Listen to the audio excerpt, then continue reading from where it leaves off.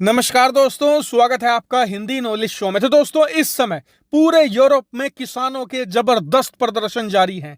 चाहे फ्रांस हो, ब्रिटेन हो, जर्मनी हो, इटली हो, हर एक देश में किसान प्रदर्शन कर रहे हैं। इतना ही नहीं, बात करें यहाँ पर ब्रिटेन की, अमेरिका की, कनाडा की, हर एक देश में यहाँ पर किसान घरों से बाहर निकल रहे हैं। कोई अपना ट्रैक्टर लेकर आया है, कोई ट्रक लेकर आ रहा है, कोई कृषि अपने उपकरण लेकर आ रहा है और सभी के सभी किसान सड़कों पर उतर आए हैं, सड़कें जाम कर रहे हैं। और स्क्रीन पर आप देखिए, जाम करने के लिए किसान अपने जो गोबर होता है वो डाल रहे हैं सड़कों पर, भूसा होता है उसे सड़कों पर डाला जा रहा है, जिससे कि सब कुछ मोटरवे जाम कर दिए जाएं। अब आपका सवाल होगा कि पूरे यूरोप में, ब्रिटेन में, अमेरिका में, कनाडा में ये प्रदर्शन हो क्यों रहे हैं? तो इसका कारण है कि ये पूरे यूरोप के जो किसान है ना, ये नेदरलैंड के किसानों का समर्थन कर रहे हैं और उनके समर्थन में ये प्रदर्शन किए जा रहे हैं। अब नेदरलैंड के किसानों को ऐसा क्या हो गया? तो आपको बता दूं कि पिछले 2 महीनों से भी ज्यादा वक्त से नेदरलैंड के किसान प्रदर्शन कर रहे हैं। स्क्रीन पर आप देख सकते हैं, इन्होंने अपनी गायें अपने पार्लियामेंट के बाहर तक बांध दी हैं। लेकिन आप में से ज्यादातर लोगों को तो इसके बारे में पता ही नहीं होगा। क्यों? क्योंकि ये प्रदर्शन भारत में नहीं हो रहे, ये प्रदर्शन हो रहे हैं यूरोप में। और आप ये बात देखते आए होंगे कि जब भी यूरोप में कुछ गलत होता है ना, तो उसे दुनिया भर की मीडिया, उसमें भारत की मीडिया भी इंक्लूडेड है, कोई भी यूरोप की इस बुरी चीज को नहीं उजागर करता। लेकिन आज मैं आपको ये सारी चीजें डिटेल से बताने जा रहा हूं। तो दोस्तों, इस सब की शुरुआत होती है नेदरलैंड से ही। नेदरलैंड वैसे अगर आप देखेंगे जमीन के मामले में तो यूरोप का एक छोटा सा देश है, लेकिन आपको बता दूं, जब बात आती है एग्रीकल्चर उत्पादों की, तो नेदरलैंड दुनिया का दूसरा सबसे बड़ा एग्रीकल्चर एक्सपोर्टर है। जी हां, नेदरलैंड में खेती बहुत ही बड़े लेवल पर की जाती है।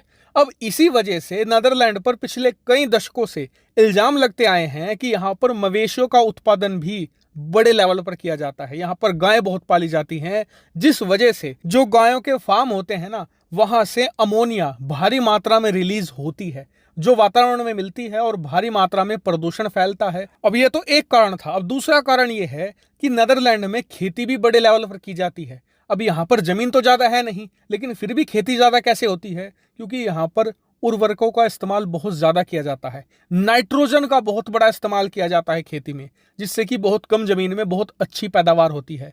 लेकिन इस नाइट्रोजन की वजह से भी बहुत ही ज्यादा पर्यावरण को नुकसान होता था। अब इसी प्रदूषण को लेकर यूरोप के बाकी देश नेदरलैंड पर बहुत ही ज्यादा दबाव बनाने लगे और इसी दबाव के चलते नेदरलैंड की सरकार ने फैसला ये लिया कि नेदरलैंड अब खेती के लिए इस्तेमाल होने वाली नाइट्रोजन में 50% यानी कि आधी की कटौती कर देगा। इतना ही नहीं, जो कैटल्स होते हैं यानी कि मवेशी, जिसमें वहां पर सुअर पाले जाते हैं, गायें पाली जाती हैं, उसमें भी 30% तक की कटौती कर देंगे। अब जैसे ये फैसला लिया गया, वहां के किसान भड़क उठे, सड़कों पर उतर आए और पिछले कई महीनों से ये प्रदर्शन जारी है। वहीं किसानों का क्या कहना है? उनका कहना यह है कि जितना अमोनिया और जितनी नाइट्रोजन प्रदूषण फैलाती है ना, उससे ज्यादा प्रदूषण फैलाते हैं हवाई जहाज। उनसे जो रिलीज होती है ग्रीन हाउस गैसेज, उनसे हमें बहुत नुकसान होता है। इसके अलावा नेदरलैंड के अंदर जो फैक्ट्रियां हैं वो किसानों से ज्यादा प्रदूषण फैलाती है, लेकिन सरकार बड़े उद्योगपतियों को बचाने के लिए किसानों पर बुलडोजर चला रही है।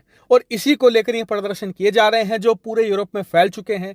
क्योंकि अब पूरे यूरोप के किसानों को डर ये लग रहा है कि जो ये फैसला नेदरलैंड में लिया गया है, आने वाले समय में उनके देशों में भी लिया जाएगा।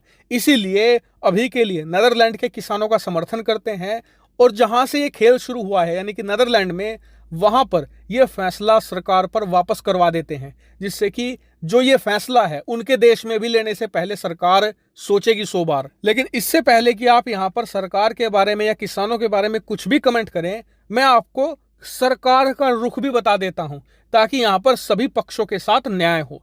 तो सरकार ये कह रही है अब कि जी देखिए, जो ये किसान कह रहे हैं ना कि हमने सिर्फ किसानों के खिलाफ फैसला लिया है, ऐसा नहीं है।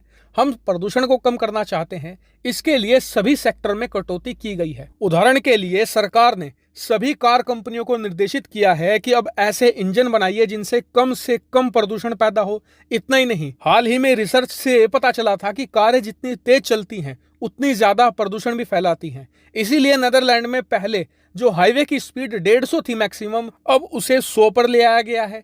इतना ही नहीं, सरकार ये भी फैसला लेने जा रही है कि नेदरलैंड के अंदर सिर्फ इलेक्ट्रिक कारें ही 2025 के बाद बेची जा सकेगी। नेदरलैंड में पेट्रोल डीजल की कारों को बिल्कुल बैन कर दिया जाएगा। अब मैंने आपको सभी पक्षों के मत यहां पर बता दिए हैं।